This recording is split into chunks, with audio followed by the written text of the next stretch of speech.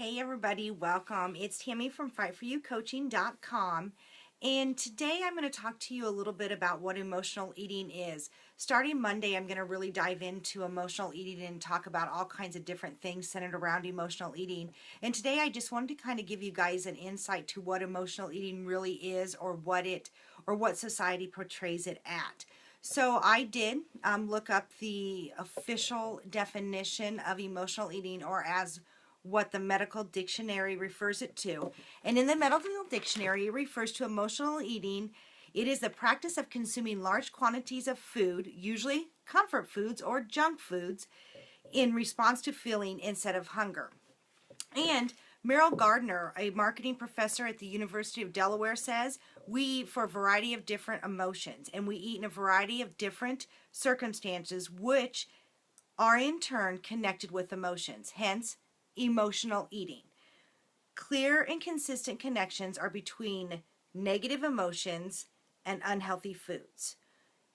Think about it. Eating makes us feel good, not eating makes us feel bad. So eating equals good, not eating equals bad. A lot of people blame their willpower. This is kind of a connection. You're on a diet and you fail it. And did you know that 95% of people blame that on their willpower? Emotional eating is often the real culprit. You're doing really well, you're watching what you eat, but you're also depriving your body of certain things. So then you get a little a little taste of that piece of cake. And then you eat the whole cake, or you eat the whole bag of chips, and then it becomes a vicious cycle. You eat and then you feel terribly guilty about eating it. So then you don't eat for a couple of days, or you avoid all that food, and then it's introduced to you again, and you eat and eat and eat and eat, and you eat to the point that you're uncomfortable.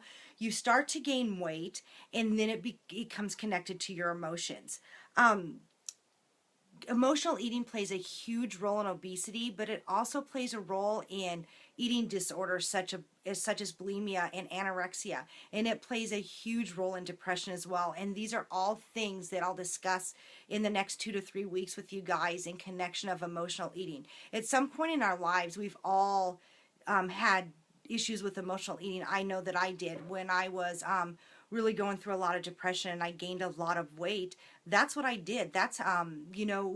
Food is the most overused antidepressant in the world.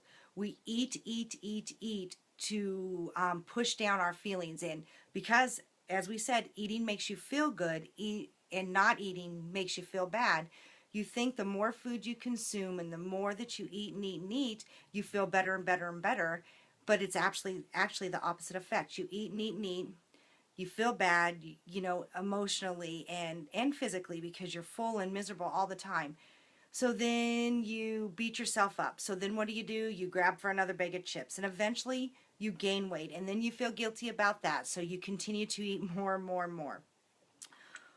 We, in the American society, you guys, we tend to overeat because of stress and depression. Um, we eat because we are bored. And when I was doing a little bit of research on this topic, because it is an interest to me, boredom is a emotion. It is not just a thing, it is actually an emotion. When we're bored and we have nothing to do, think about it. What do? You think, what can I eat? And you grab something to eat. So a little tip: the next time you're bored, grab a book or go for a walk. Don't grab a bag of chips. Social eating is a huge thing in our society, and that ties into it as well. Every time you go somewhere, you eat. Food, social, connect. We eat, eat, and eat every time we're in a social setting. And when you're trying to live a better lifestyle, versus, everybody always constantly says, how's your diet going? I don't diet. I chose to live a different lifestyle. I chose to live a better lifestyle, a healthier lifestyle. I made a lifestyle change. I don't diet. I just choose better foods for my body. But trust me, sometimes when I'm out in public and when I'm with other people, I get ridiculed for those those choices and get pressured into eating foods that I wouldn't most normally eat. And society can be really negative that way. Oh, just eat it. That one little piece isn't going to hurt you. But when you're an emotional eater, you eat that one piece of cake or that one piece of thing out in public that you're trying to keep yourself from, and then they don't see you when you go home and you're behind closed doors and you eat the whole bag of chips, or you dig in the cupboard till you find something to suppress those feelings that of anxiety and stress that were caused when you were out in that social event. And not that people mean to do that. That's just the way our society is and the way that it has become acceptable. Eat because we are stressed, and I've talked about that already. And that was probably one of the number one things with emotional eating. We eat because we're stressed, because we feel like it pushes those feelings back down. And instead of dealing with the stressful situations, we eat our stress. And I'm really going to dig deep into that in the next couple, 2 to 3 weeks, about the stressful eating because and depression along with that. And I think a lot of people need education on that. And at some point, everybody's been an emotional eater, but it is a really hard thing to face or admit to. But it's not a bad thing. It's not a bad thing to face those fears and understand it. And I hope to give you guys that understanding. Another one that we eat is eating love. Food can make you feel great.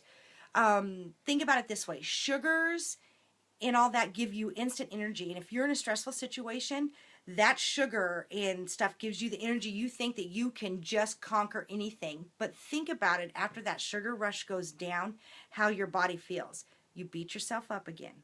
You say negative things about yourself. You have negative thoughts, and then you repeat the whole cycle. So guys, I hope that this series is going to be really helpful to all of you out there that have ever dealt with emotional eating, or even thought that you have dealt with emotional eating. In the next 2 to 3 weeks, I'm going to really dig deep. I'm going to talk about obesity and emotional eating.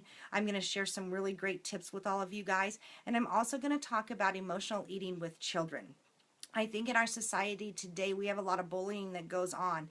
And I've seen it firsthand when you come home and your child's been bullied, and they you know, go to grab or reach for that bag of chips versus dealing with those feelings because they don't know how.